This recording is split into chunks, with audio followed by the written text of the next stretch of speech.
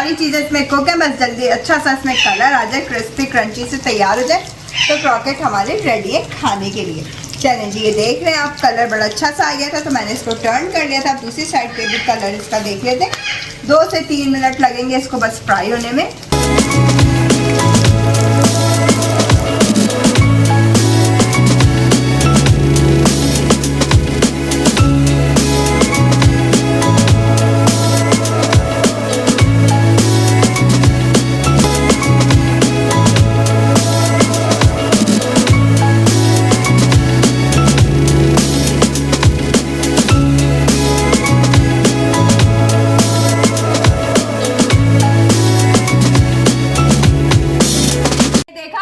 झटपट से मजेदार से हमारे टेस्टी क्रिस्पी क्रंची से क्रॉकेट खाने के लिए तैयार हो चुके हैं। अब आपने नेक्स्ट टाइम केरल से नहीं बाय करना, आपने इस रेसिपी को खुद अपने किचन में ट्राई करना है।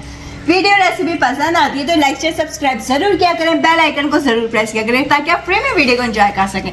चलें, आपसे इजाजत चाहूंगी, अपना ख्याल रखिएगा, दुआ में याद रखिएगा। अल्लाह हाफिज।